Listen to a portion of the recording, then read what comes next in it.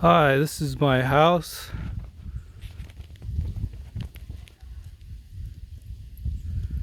Um, as you can see, I got it up right now, and I'm gonna show you how I did that. There's my mixer, my gravel. Need a new load. Need the new roof too.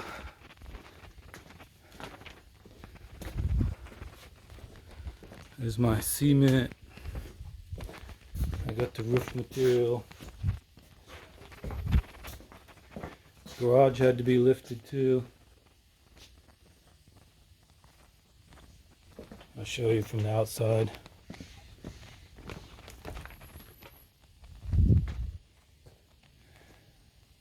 Here's where I'm working on the foundation now.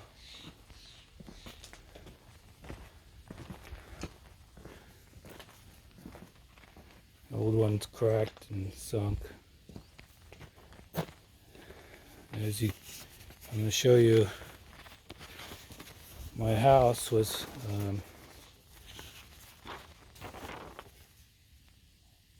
about 16 inches off level from the high side to the low side.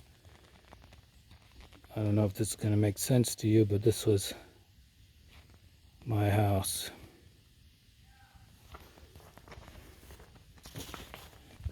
And here's what I'm trying to do in the final product. I'm pouring around the old foundation and pouring it wider.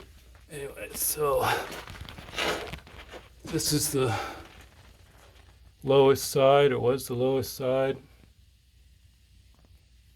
A little shaky because I drank too much coffee.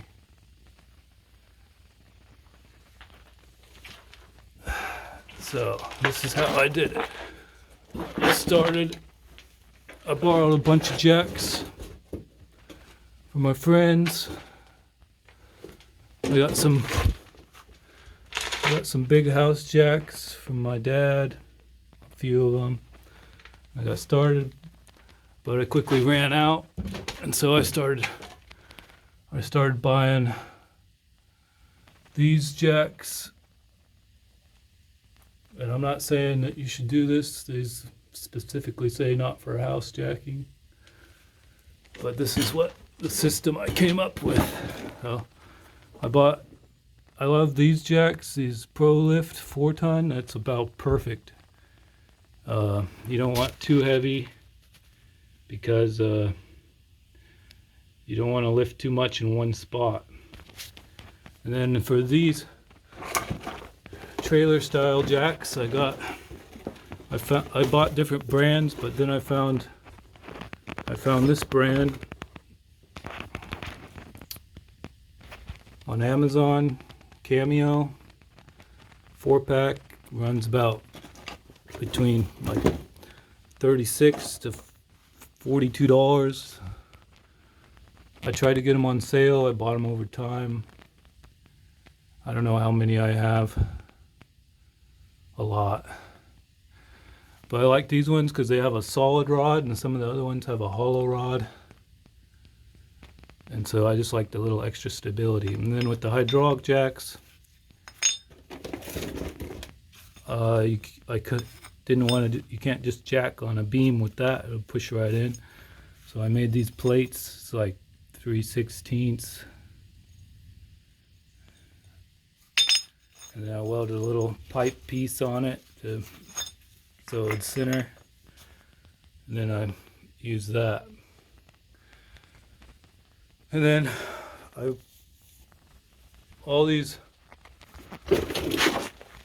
put these runners in. Poured a lot of them. They're not all. I haven't got them all yet, but I did that when the house was down. I should have probably waited until it was up. But it is kind of nice to be able to block to those.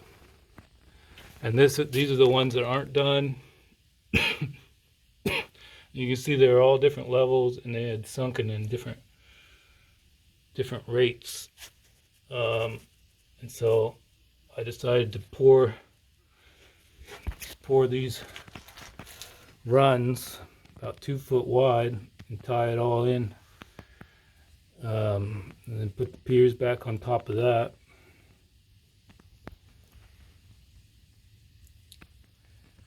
And I think there's 13 of those to do. I've probably got like 10 of them, maybe 9.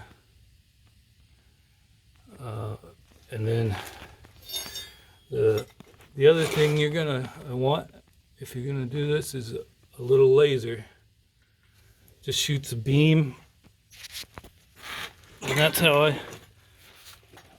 I figured out how off level it was. And then I started on the lowest side, and I just started raising it about 1 inch at a time.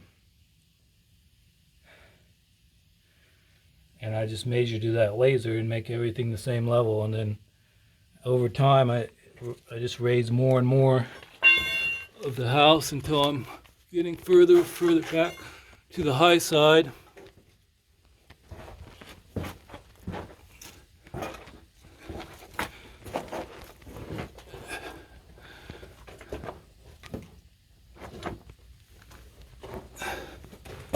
I have some little house jacks too. I borrowed. Those are good. A couple different kinds of hydraulic jacks, but I really like those Pro Lift ones. But whatever you can find, the cheapest, they were like 20 bucks on Amazon.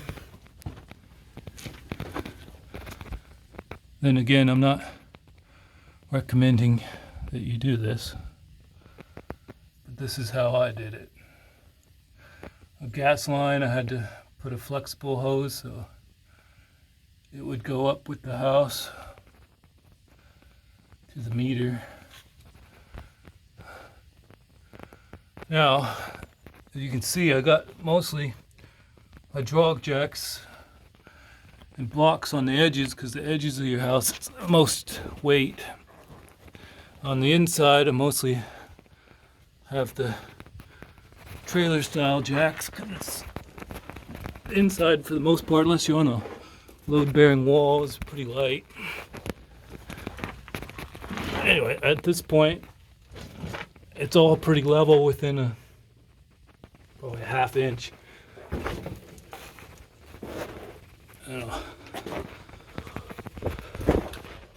Then you got your plumbing. You can see here, you gotta keep lengthening that, and I did that by doing 2 pieces of these, just slowly adding a bigger piece as needed. I probably get 3 inches of adjustment on these adjustable things. You can see the laser, you just measure to a fixed point, which is either the bottom of the beams or just straight to the floor.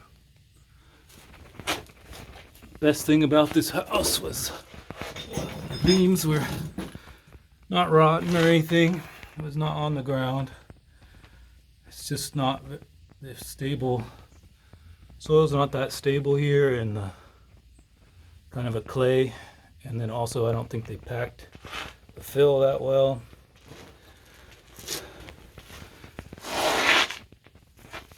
And then here, I'm putting the rebar in for this pour, and I'll do this in 2 pours. I've already poured the like a base out a lot wider than it was, so hopefully that won't sink anymore. It'll distribute the weight better. Rather than replacing the whole foundation, I'm gonna tie it into the new one. Hopefully that won't be a problem.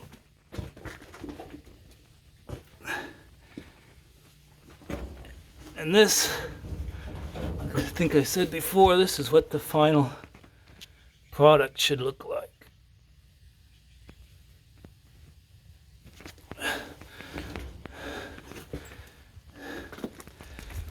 And that's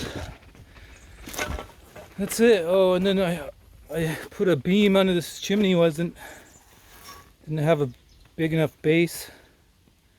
I put a beam under it, put some jacks. I couldn't lift it. I didn't want to lift it too much because it's actually tied to the house. But the concrete actually comes out to about where my foot is. And this is about 4 feet deep chunk of concrete right here.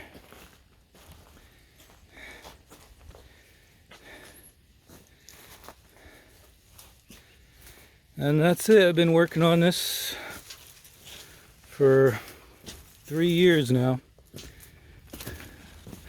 I had a tree fall. Neighbor's tree fell through the roof. I fixed this side of the roof. Punched out the window, punched through. I've got to fix that hole that happened this last winter. But more on that later. Well, thanks for tuning in.